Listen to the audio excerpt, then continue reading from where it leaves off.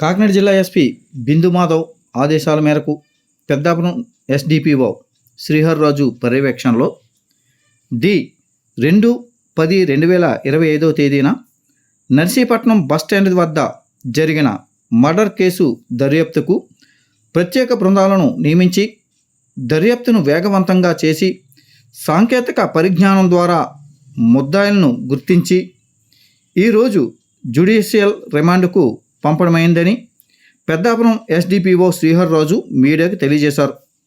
ఈ యొక్క హత్యకు సంబంధించినటువంటి వివరాలను డిఎస్పీ శ్రీహర్రాజు మీడియాకు వివరించారు. ఈ నెల 3వ తారీఖు అండి, 3/10/25 తునిపట్నంలో మార్నింగ్ ఏమో మనకు ఒక ఇన్ఫర్మేషన్ వచ్చింది. అక్కడ ఒక డెడ్ బాడీ పడి ఉందని చెప్పి. అది ఎక్కడంటే తుని టౌన్లో నర్సీపట్నం బస్ స్టాప్ అని ఒకటి ఉందండి. అక్కడ ఫ్లైఓవర్ ఒకటి ఉంది. ఆ ఫ్లైఓవర్ కిందనే ఈ డెడ్ బాడీ ఒకటి పడి ఉంది. Male dead body, age around ఒక 30 to 35 ఉండొచ్చు అని చెప్పేసి ఒక ఇన్ఫర్మేషన్ వచ్చింది. ఇమీడియట్గా మనం కేసు రిజిస్టర్ చేసి ఎంక్వైరీ స్టార్ట్ చేసాం.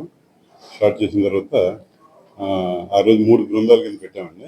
పెట్టినా కూడా ఆ రోజు సరైన ఇంకా ఇన్ఫర్మేషన్ అయితే రాలేదు.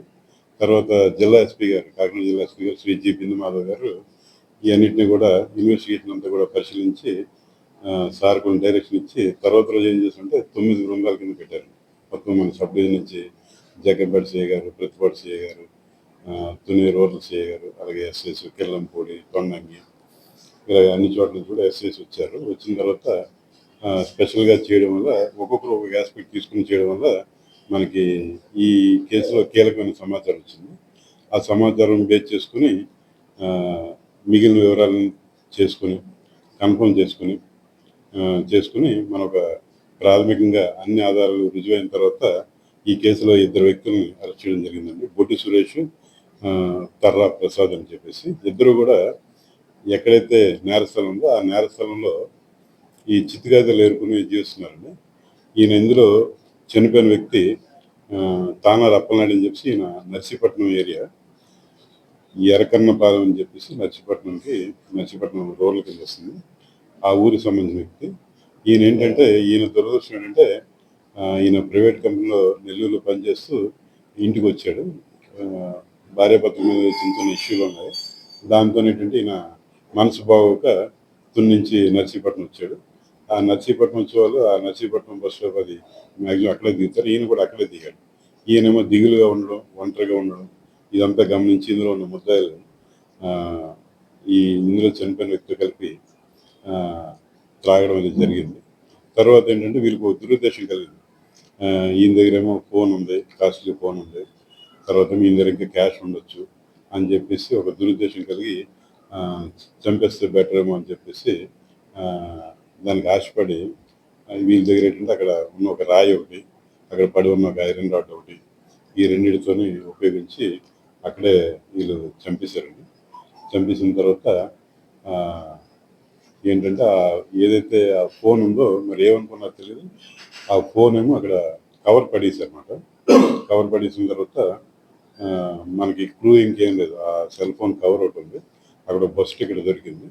చుట్టుపక్కలేమో ఈ ప్రభుత్వం వరం ఉండే లేకపోతే వాణిజ్య సంస్థలు పెట్టుకున్న కెమెరా ఉంది. అది బేస్ చేసుకుని మనం ఇన్వెస్టిగేషన్ ముందుకెళ్ళిన తర్వాత మనం ఆధారాన్ని సేకరించి వీళ్ళిద్దరిని కూడా అరెస్ట్ చేయడం జరిగింది. అరెస్ట్ చేసిన తర్వాత ఈ చనిపోయిన వ్యక్తి తాలూకా అప్పో ఫోన్ ఏదైతే ఉందో అది రికవర్ చేసాం.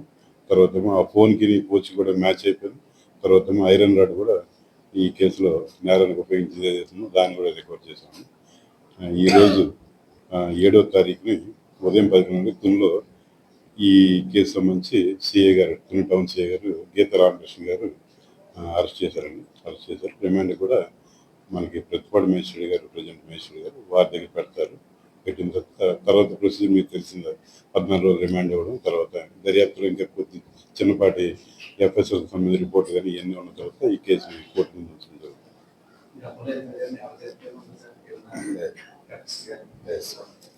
అంటే నేర చరిత్ర లేదు కానీ వీళ్ళ గురించి చాలా బ్యాడ్ అక్కడ ఉన్నాడు. అంటే బాధ్యత రహితంగా తాగుతూ తిరుగుతుంటారని చెప్పి అక్కడ ఏరియా కూడా చాలా చిందరవందరగా ఉంది. అక్కడేమో ఏంటంటే మేము కూడా మున్సిపాలిటీ యొక్క సహాయం తీసుకొని లైటింగ్ కానీ క్లీన్లీనెస్ కానీ చేస్తే ఇలాంటి ఎవరైతే ఉంటారో వీళ్ళంతా కూడా ఇలాంటి వ్యక్తులు అక్కడ చేరకుండా ఉంటారని చెప్పేసి పోలీస్ పహారా కూడా పెంచాలని చెప్పి నిర్ణయం తీసుకున్నాను. ఫ్యామిలీ బ్యాక్గ్రౌండ్ ఎవరిదండి? అందులో ఒక వ్యక్తికి అయితే ఆధార్ కార్డు కూడా లేదు. ఇప్పుడు మేము ఏంటంటే ఆయన మేస్త్రి గారి ముందు పెట్టిన తర్వాత దాన్ని ఏదైతే చట్టపరమైన మార్గం ఉందో దాని ద్వారా ఆధార్ కార్డు కూడా తీసుకోవాల్సిన అవసరం ఉంది. ఒక ఆయనకు ఆధార్ కార్డు ఉంది. వీళ్ళు ఏంటంటే ఈ చెత్తగా ఇతరుల ఏర్పడడం, స్క్రాప్ ఏర్పడడం,